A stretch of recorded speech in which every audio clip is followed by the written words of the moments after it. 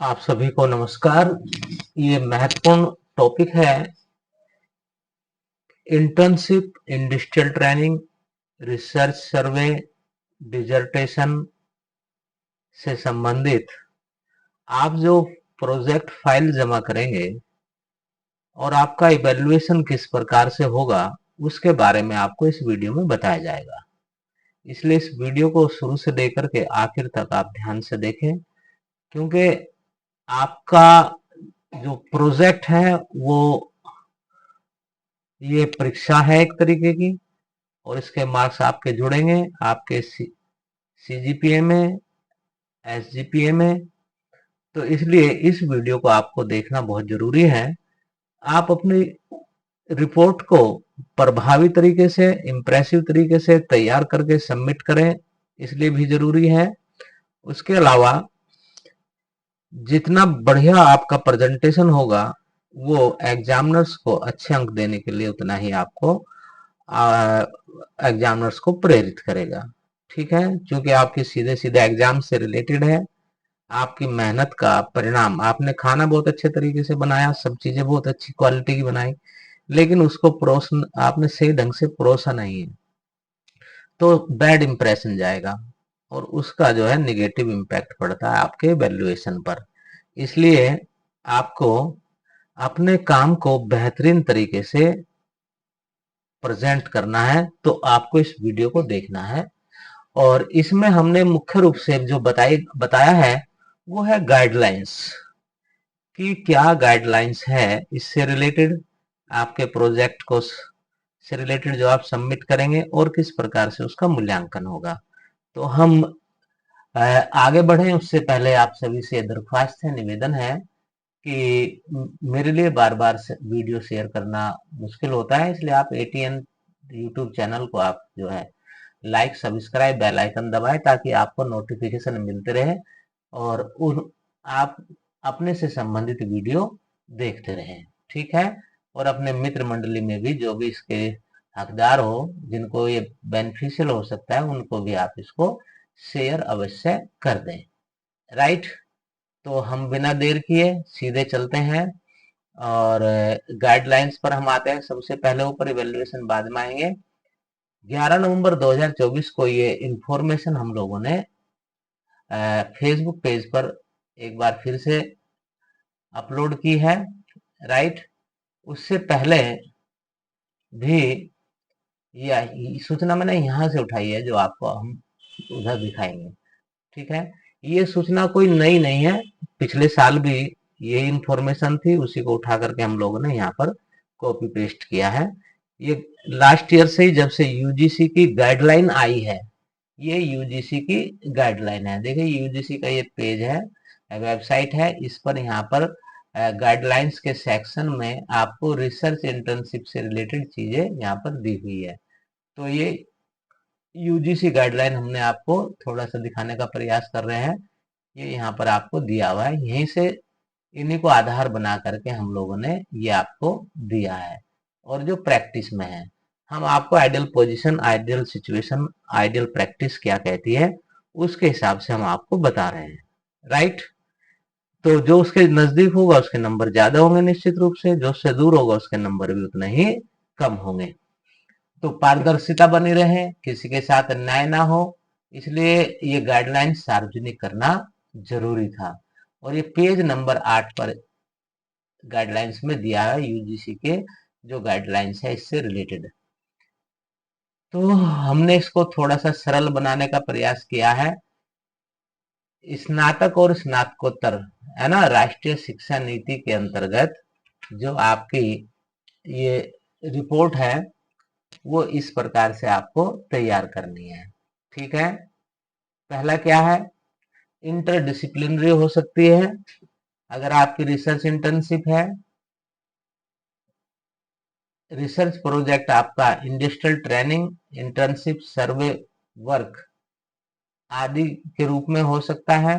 ठीक है, 3 नंबर में दिया है कि शोध परियोजना संबंधित विषय के, अगर कोई रिसर्च प्रोजेक्ट है या रिसर्च इंटर्नशिप है संबंधित विषय के शिक्षक सुपरवाइजर के निर्देशन में ही की जाएगी। सुपरवाइजर वो होगा, मेंटर आउटसाइडर होगा, वो हम पहले भी बता चुके हैं। एक अन्य को सुपरवाइजर किसी उद्योग, कंपनी, तकनीकी संस्थान, शोध संस्थान या अन्य संस्थान से, किसी संगठन से लिया जा सकता है। ठीक है, बाहर का होगा को सुपरवाइजर या मेंटर, अगर इंडस्ट्रियल ट्रेनिंग है या रिसर्च इंटर्नशिप है। शोध मुख्य अथवा प्रथम शोध सुपरवाइजर के रूप में संबंधित विषय के शिक्षक अथवा शिक्षिका ही पात्र होंगे। ठीक है, जो आपके इंस्टीट्यूशंस में पढ़ा रहे हैं। यदि कोई स्टूडेंट इस शोध परियोजना से कोई रिसर्च पेपर, जर्नल, स्नातकोत्तर कार्यक्रम के दौरान प्रकाशित करवाता है, तो उसे शोध परियोजना के मूल्यांकन पूर्णांक में से 25 अतिरिक्त अंक दिए जा सकते हैं। ठीक है, अगर किसी स्टूडेंट ने अपने रिसर्च को, जो उसने काम किया है, यूजीसी केयर लिस्टेड जर्नल में छपवाया है, तो उसको 25 अंक जो है अतिरिक्त मिल सकते हैं, लेकिन 100 से ज्यादा नंबर नहीं होंगे ये 25 अंक जोड़ते हुए। क्लियर है? और उसके बाद 7th पॉइंट में दिया है, शोध परियोजना के प्राप्तांकों पर आधारित ग्रेड अंकित होंगे। सीजीपीए की गणना में भी शामिल किया जाएगा इन्हें। क्लियर है?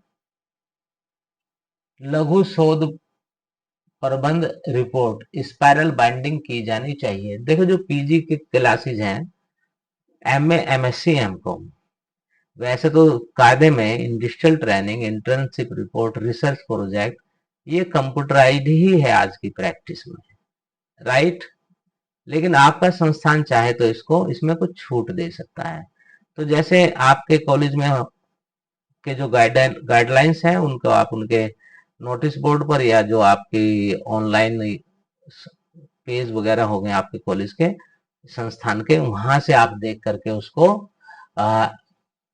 देखें कि क्या कंप्यूटराइज आवश्यक है। जैसे आपके कॉलेज में, एसएम कॉलेज में ग्रेजुएशन लेवल पर इसको कंप्यूटराइज जो है कंपलसरी नहीं किया गया है, तो आप जो है, लेकिन पीजी लेवल पर ये कंप्यूटराइज किया गया है कंपलसरी। और उसकी जो रिपोर्ट है वो भी स्पाइरल बाइंडिंग में आपकी होनी चाहिए, पीजी लेवल के स्टूडेंट के लिए मस्ट है। क्लियर है? उसके साथ साथ 9 है, कंप्यूटराइज हो। 10th पॉइंट दिया है, निर्धारित मानक के अनुसार। ये मानक आप लोगों को पिछली वीडियो में हम लोगों ने बता दिए हैं। कुछ हो सकता है कि मैं देखता हूं कि मानक कौन से है इसमें, जैसे फेसबुक पेज पर ये हम लोगों ने दिए गए हैं आपको पहले से, है ना। इनके आधार पर इनमें आपका कैटेगराइजेशन होना चाहिए, आपकी रिसर्च वर्क इस तरीके से प्रेजेंट होनी चाहिए आपको जब आप सबमिट करें। इस विषय में जिन विद्यार्थियों के 75% अथवा उससे अधिक अंक होंगे, उनकी जो लघु शोध प्रबंध रिपोर्ट है वो पुस्तकालय में विद्यार्थियों आदि के अवलोकन हेतु सुरक्षित रखी जाएगी। बात समझ गए हो? अगर आपके अंक इस प्रोजेक्ट में 75% या उससे अधिक है, तो आपकी रिपोर्ट अन्य रिपोर्ट से अलग करके लाइब्रेरी में रखी जाएगी, ताकि आने वाले विद्यार्थी या जो रिसर्चर है वो उससे लाभ ले सके। लेकिन आपकी रिपोर्ट उस क्वालिटी की होनी चाहिए कि आप डिस्टिंक्शन के मार्क्स ले आए। ठीक है, ये कॉलेज लेवल पर तय किया गया है।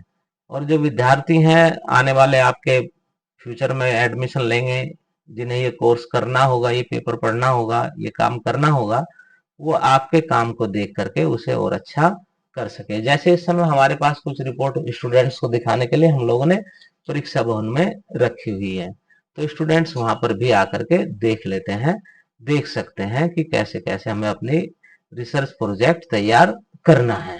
ठीक है ना। और इस बारे में आपको रिपोर्ट कब सबमिट करनी है, इस बारे में अभी तय नहीं है। जो यूनिवर्सिटी की गाइडलाइंस आएगी उसको लेकर के, उसको ध्यान में रखते हुए ही उसकी लास्ट डेट घोषित की जाएगी, या कब से सबमिट होना शुरू होंगे वो तभी घोषित की जाएगी। अब उसमें थोड़ा सा समय, बहुत ज्यादा समय तो नहीं है, लेकिन थोड़ा सा समय है, जैसे ही लेटर आएगा यूनिवर्सिटी का, तैसे ही आप लोगों को बता दिया जाएगा कि कब से जमा होगी और लास्ट डेट उसकी क्या है। इसलिए अपने प्रोजेक्ट को आप अच्छा करें। ये जो 1 से 7 तक की जो गाइडलाइन हमने दी है, वो दिशा निर्देश जो शासन के समय समय पर आए उनको आधार बना करके दी गई हैं। इसकी कॉपी सभी टीचर्स को हम लोगों ने भेज दी है और प्रिंसिपल सर को भी भेज दी है। इसलिए आप इसके बारे में डिटेल जो है अपने सब्जेक्ट टीचर से, डिपार्टमेंट में जो टीचर्स हैं उनसे आप कंसर्न कर सकते हैं, ठीक है ना। और कॉलेज के फेसबुक पेज पे तो है ही। अब बात यह है कि इसका इवेल्युएशन कैसे होगा। किसी स्टूडेंट के साथ ज्यादती ना हो, किसी के साथ पक्षपात ना हो, इसलिए कम से कम दो, कम से कम कह रहा हूं मैं, कम से कम दो जो है लोगों की, या दो जो टीचर हैं उनकी देखरेख में आपका मूल्यांकन होगा, ठीक है। एक सुपरवाइजर, एक को सुपरवाइजर, एक जो है नोडल ऑफिसर, ये 3-4 लोग हम लोगों ने बनाए हुए हैं। तो इन दो में से, इनमें से कोई दो कम से कम उसमें अपॉइंट किए जाएंगे जो आपके काम का मूल्यांकन करेंगे। लेकिन मूल्यांकन का आधार क्या होगा, ठीक है। एक्टिविटी लॉगबुक ये मूल्यांकन का आधार है। इवेल्युएशन रिपोर्ट, इंटर्नशिप सुपरवाइजर की जो इवेल्युएशन रिपोर्ट है वो देखी जाएगी। प्रेजेंटेशन आपने कैसे किया, क्वालिटी आपकी जो है रिपोर्ट की क्या है, प्रेजेंटेशन स्टाइल, क्वालिटी आपकी रिपोर्ट की, ठीक है। स्किल्स आपने कौन कौन सी सीखी है उसके आधार पर। ओरिजिनलिटी एंड इनोवेटिव कंट्रीब्यूशन, अगर आपके उस रिपोर्ट में कितनी ओरिजिनलिटी है, कोई नया आइडिया आपका डेवलप हुआ हो काम करते हुए, उसके आधार पर।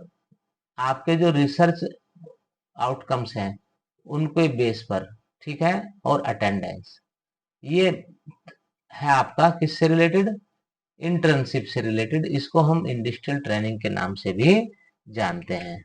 किस नाम से, इंडस्ट्रियल ट्रेनिंग। क्लियर है। देखो इंटर्नशिप को दो भागों में यूजीसी ने बांटा है। वो दो भाग कौन कौन से हैं, एक है आपका इंटर्नशिप जिसे हम इंडस्ट्रियल ट्रेनिंग के नाम से भी जानते हैं, ठीक है। जब इंटर्नशिप का नाम लिया जाए तो सीधे सीधे समझ लीजिए कि आपको इंडस्ट्रियल ट्रेनिंग से रिलेटेड चीज के बारे में चर्चा हो रही है। और जब रिसर्च इंटर्नशिप का दूसरा पार्ट है इसका, रिसर्च इंटर्नशिप, तो वो केवल आपकी रिसर्च से रिलेटेड हो गई। क्लियर है। तो अब रिसर्च इंटर्नशिप में जो आपका इवेल्युएशन होगा वो आपकी इनोवेटिवनेस ऑफ रिसर्च, प्रेजेंटेशन और वाइवा वॉस।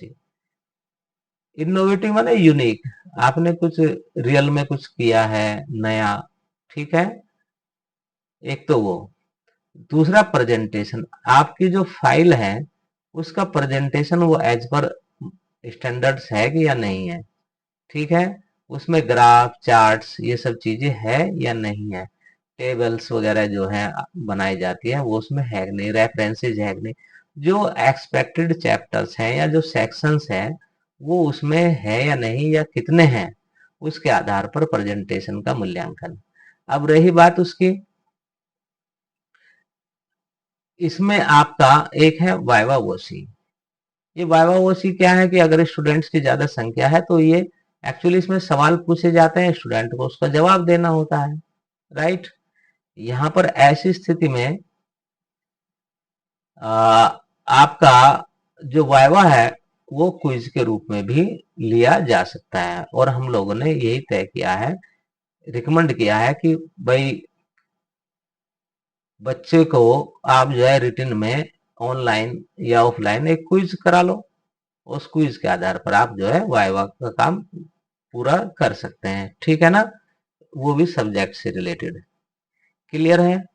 तो ये चीजें हमने आप लोगों को बताई है कि इवेल्युएशन कैसे होगा, इसकी गाइडलाइंस क्या है। हर स्टूडेंट्स को इस बारे में अवेयर होना चाहिए ताकि वो अपनी रिपोर्ट बेहतरीन तरीके से सबमिट कर सके। अब जो इंडस्ट्रियल ट्रेनिंग है या इंटर्नशिप है, रिसर्च प्रोजेक्ट है, डिजर्टेशन है, ये आपका 100 मार्क्स का है एक सेमेस्टर में। जो यूजीसी के अनुसार कंपल्सरी अलॉट किया गया है। इसमें 100 मार्क्स में से किसको कितने नंबर मिलेंगे उसका क्लासिफिकेशन यूजीसी ने नहीं दिया है। वो कॉलेज लेवल पर, इंस्टीट्यूट लेवल पर आपके जो जिस डिपार्टमेंट को ये जिम्मेदारी दी होगी, जिस ऑफिसर को जिम्मेदारी दी होगी, वो इसमें कमेटी के माध्यम से या डिस्कस करके सीनियर टीचर्स से मेंशन कर सकते हैं। जैसे वाइवा ओसी है, यहाँ पर हम मान लीजिए इसमें हम 20 मार्क्स आपको देते हैं, इसके 20 नंबर है। इनोवेटिवनेस ऑफ रिसर्च, ये आपका मान लीजिए 50 मार्क्स का है, मान लीजिए लगभग इसी तरीके से होगा आपका। और चूंकि 100 मार्क्स का है, ये आपका मान लीजिए, सॉरी, ये मान लीजिए आपका 30 मार्क्स का हो गया। ठीक है, इस तरीके से आपको दिया हुआ है। इसमें क्या है कि 100 मार्क्स आपके हो गए, ये आपका कैटेगराइजेशन हो गया रिसर्च इंटर्नशिप में। इसी प्रकार से वहां पर भी आपका दिया जा सकता है। जिन बच्चों ने रिसर्च इंटर्नशिप किया है वहां पर इस प्रकार से ये होगा। ठीक है, तो इसको आप ध्यान रखिए। इसके आधार पर आपका इवेल्युएशन होगा। अपने सब्जेक्ट टीचर के संपर्क में रहिए, सुपरवाइजर के संपर्क में रहिए। दूसरा यह है कि अभी कुछ रिपोर्ट्स मेरे सामने आई, स्टूडेंट्स ने प्रेजेंट की, राइट। अब मैं उनको देखो ये क्लियर कर देता हूं। ये यहाँ पर 3 ग्रीन पेज दिए हैं, जो हमने पहले भी आप लोगों को बता चुके हैं इसके बारे में। आपकी जो रिसर्च रिपोर्ट है, ठीक है ना, चाहे वो डिजर्टेशन हो, रिसर्च रिपोर्ट जो है उसमें ये पेजेस होने चाहिए, ये सेक्शंस होने चाहिए। कवर पेज, कवर पेज का एक सिंगल रिपीटेशन होगा, स्टूडेंट का सर्टिफिकेट होगा, रिसर्च सुपरवाइजर का सर्टिफिकेट होगा, मेंटर का सर्टिफिकेट होगा, एक्नॉलेजमेंट होगा, उसके बाद आपका इंडेक्स होगा।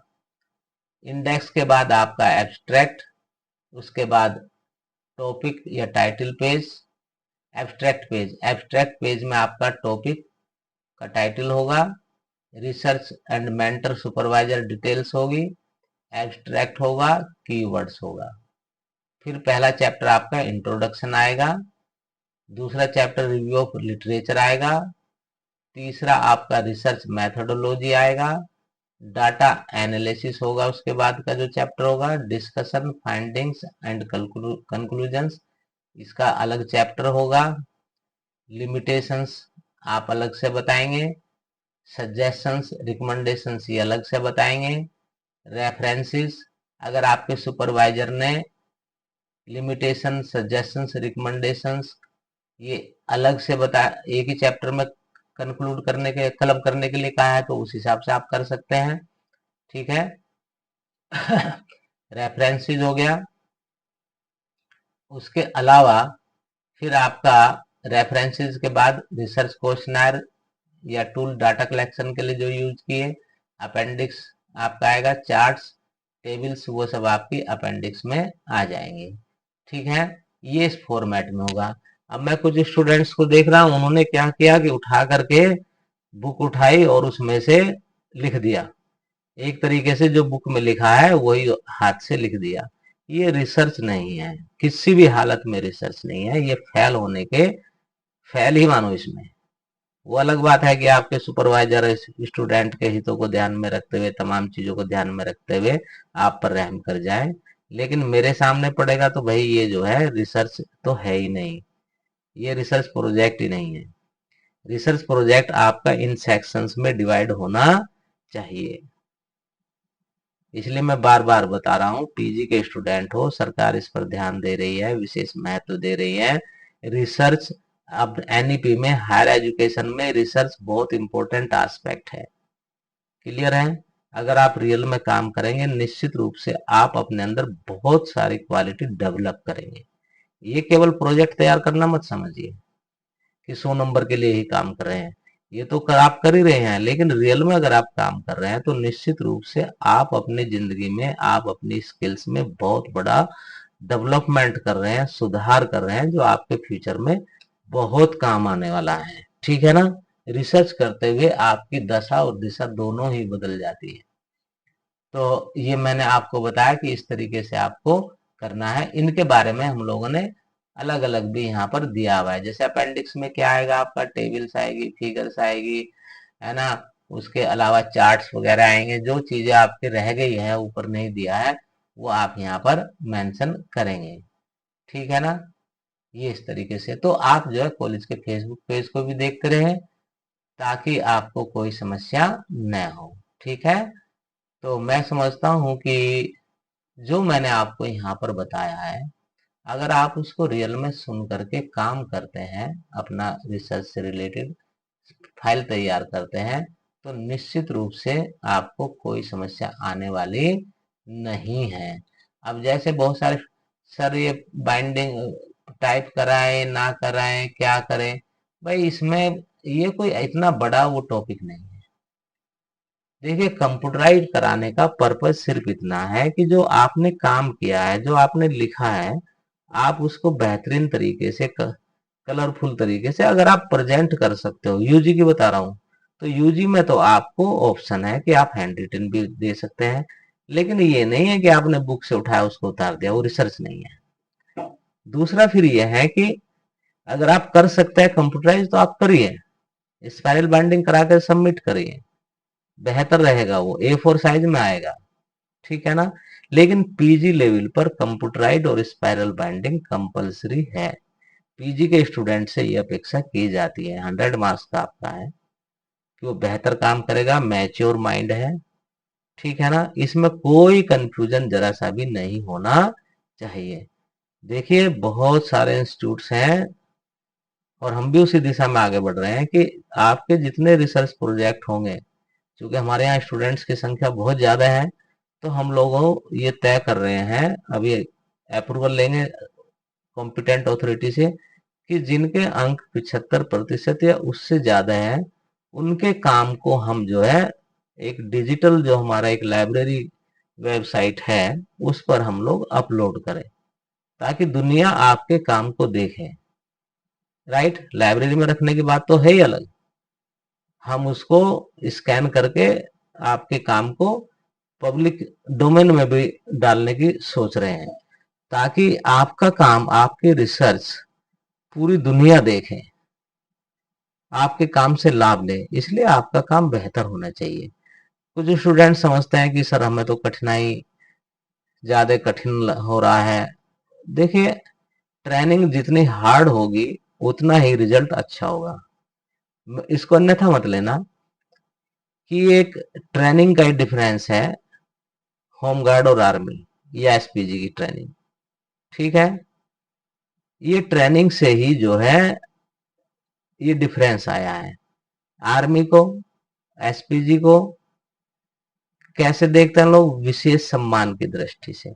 मैं किसी के ऊपर वो आरोप नहीं, मैं तो सभी को सम्मान की दृष्टि से देखता हूँ। लेकिन ट्रेनिंग हार्ड की जाती है आर्मी की, स्पेशल कमांडो की, तो उन्हें विशेष सम्मान की दृष्टि से देखा जाता है और उनकी परफॉर्मेंस भी बेहतर है उनकी तुलना में। जो कि आप जैसे होम गार्ड कहते हैं, मेरे लिए सम्मान नहीं है सभी, मैं उस दृष्टिकोण से नहीं कह रहा हूँ।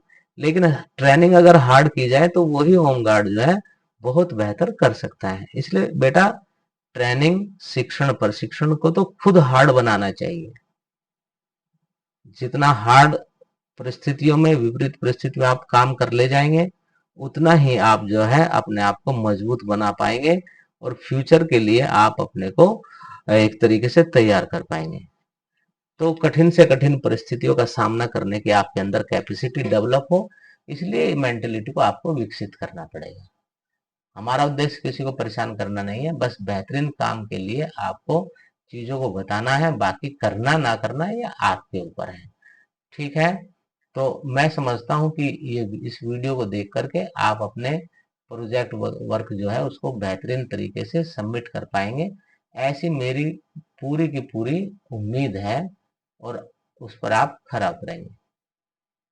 तो अपने सुपरवाइजर के संपर्क में रहिए और जो गाइडलाइंस दी है उसको ध्यान में रखते हुए अपनी फाइल तैयार कीजिए, इसको थोड़ा समय दीजिए।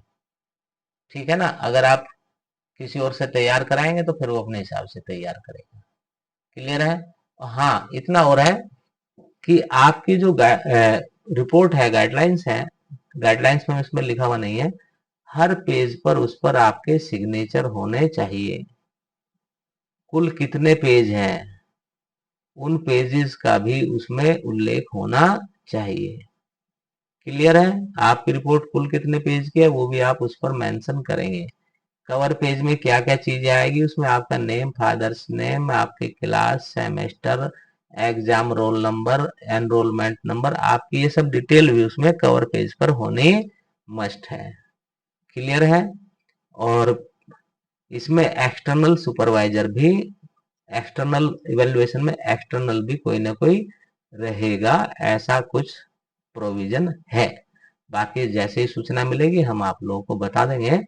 तो बड़े ध्यान से चीजों को आप समझ लीजिए और अपनी रिपोर्ट को तैयार कीजिए। तो मैं करता हूं आपको प्रणाम और उम्मीद है ये वीडियो आपको फायदेमंद सिद्ध होगी। नमस्कार, जय हिंद, जय भारत।